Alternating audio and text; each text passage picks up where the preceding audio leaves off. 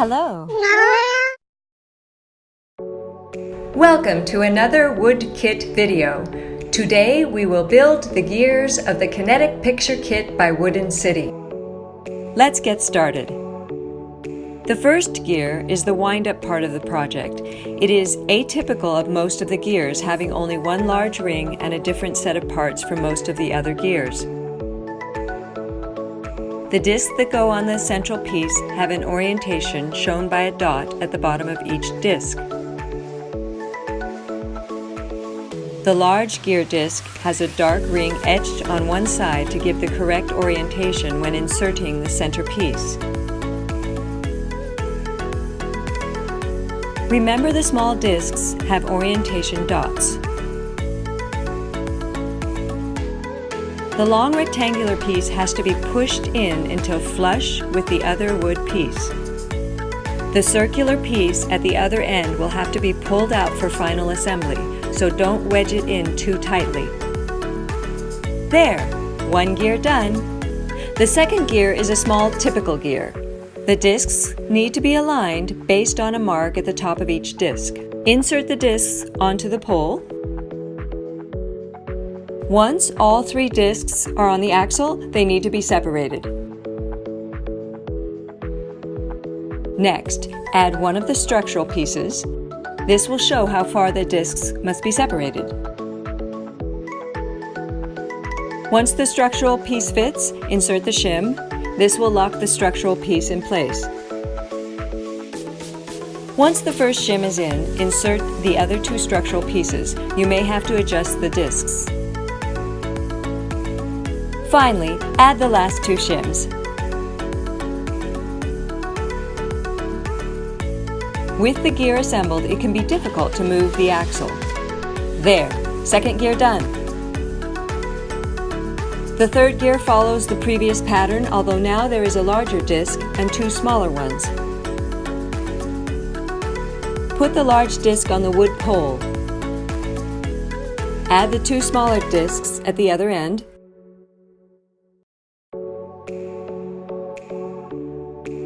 Insert the first structural piece and adjust the discs to fit.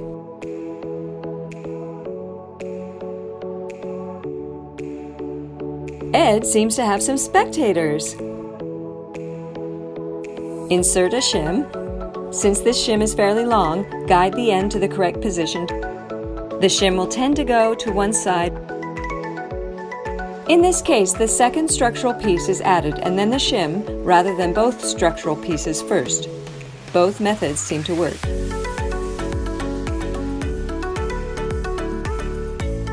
Add the final structural piece and shim.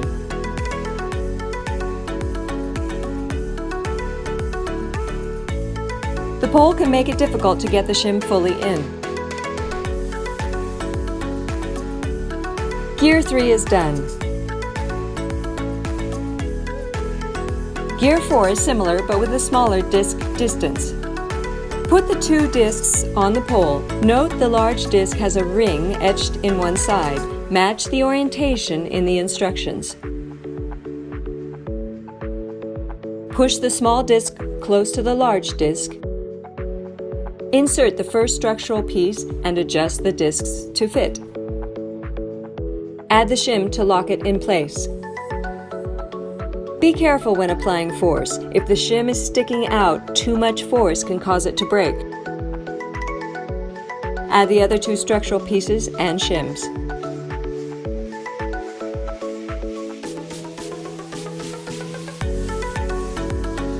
Gear 4 done. Gear 5 is a much more complex gear. Adding to the usual pieces, there are toothpicks, the not unusual pole, a rubber band, and nearly invisible black thread. First, add the structural element and shim to the small disc and one large disc.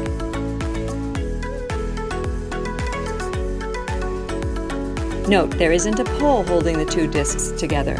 This adds a challenge to inserting the shim. Once the first structural piece is in place, add the other two and their shims.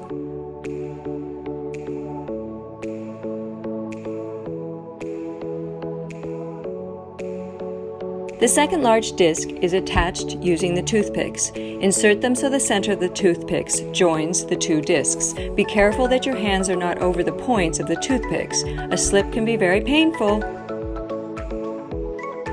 Next, place 4 small pieces on the toothpicks.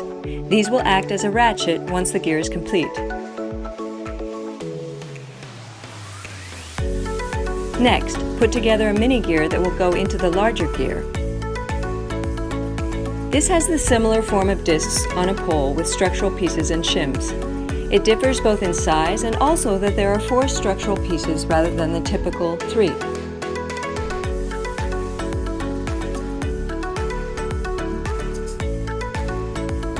Again, there are dots on the discs to orient them properly.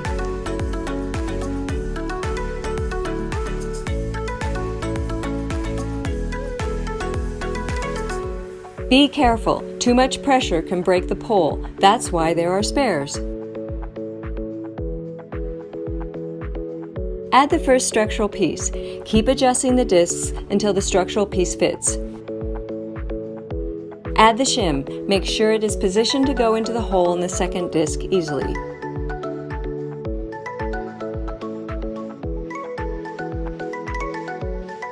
Since this whole assembly is smaller, it is a bit trickier to push the shim in. Put the other 3 sets of structural pieces and shims in.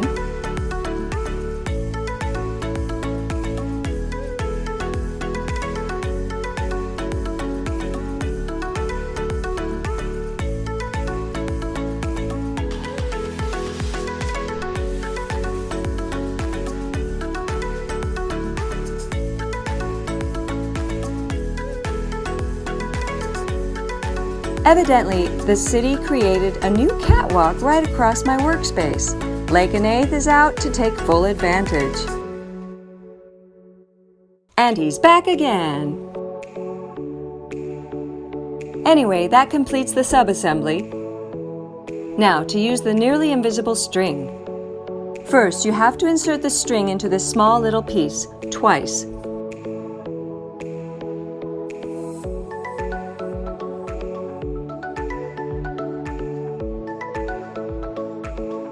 Now twist the string and form a loop. Pull the thread through to make a knot.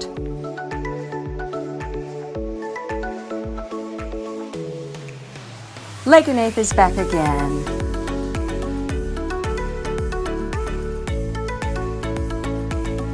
Did you see that? He stole the rubber band. A minute later... Hey! Give me back my rubber band. After the knot is tied, insert the other end of the thread through the third hole.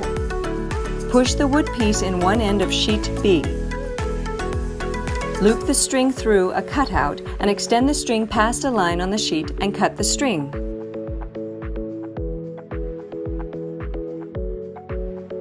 Then, form the loop and tie a knot, which is really hard to see with invisible string. The steps are shown clearly in the instructions. Finally, add the wood piece to the mini gear.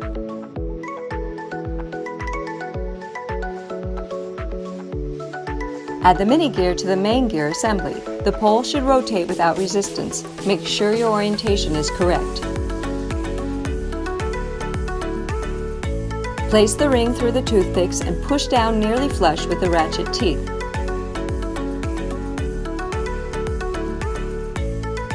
The larcenous Lake and Eighth is back at it.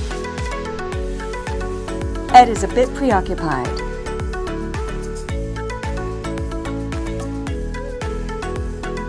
Finally, time to use the rubber band. Where's the rubber band? Lake and Eighth! After passing the invisible thread through the rubber band, place the rubber band around all of the toothpicks and pull it down around the ratchet pieces. The rubber band may twist, but should still be effective.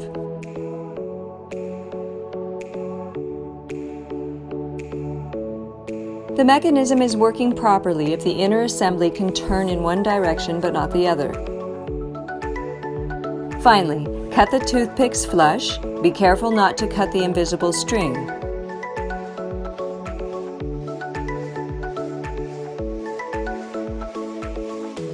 Also, you might want to wrap the string around the gear to keep it out of the way.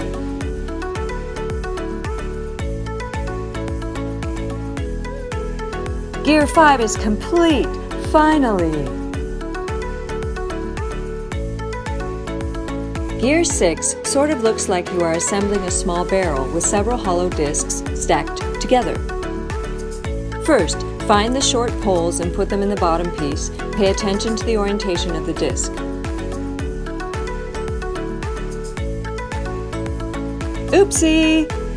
Push the 3 hollow discs over the poles one at a time. This takes some patience.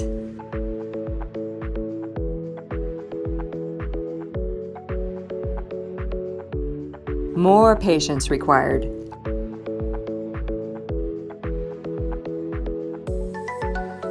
Finally, add the top disc.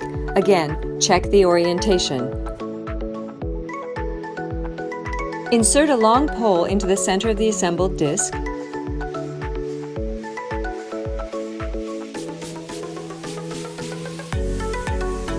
Match the dots on the small discs. Add the small discs to one end. Add the first structural piece.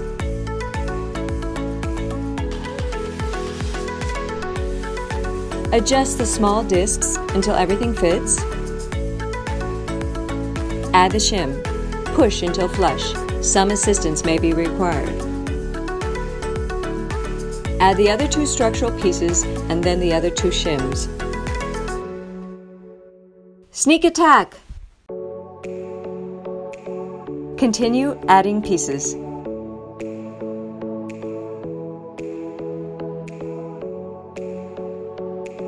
A lot of fiddling may be required. Adjust the positioning of the pole.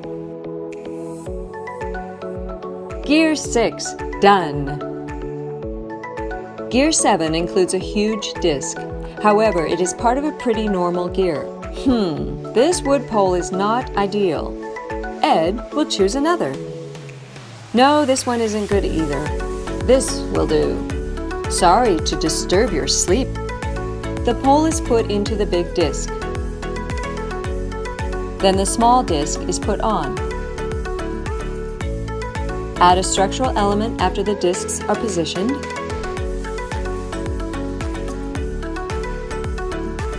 Now add the shim. Wow, that went in pretty easily. Practice, I guess. Add the other structural pieces and shims.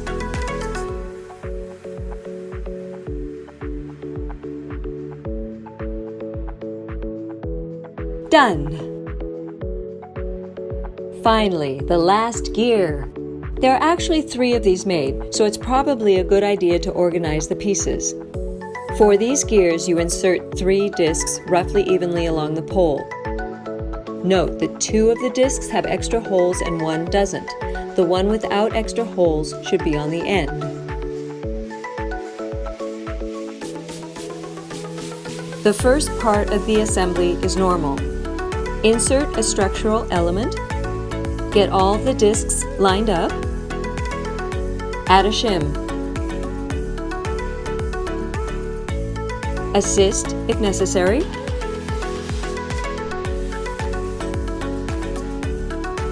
Repeat 2 more times. Check the alignment of the shims. They have to go through 2 discs and tend to be off-center. These shims really don't want to go in.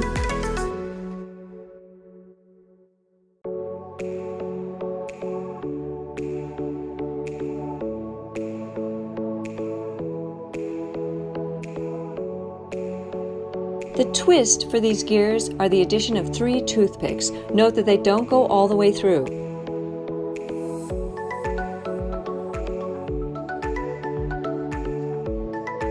The rectangular tool has holes to assist in pushing the toothpicks into the gear. Be careful. Pushing too hard or at an angle can cause the toothpick to break. If you aren't careful, you could draw blood. After the toothpicks are in place, simply cut off the extra parts as shown in the instructions.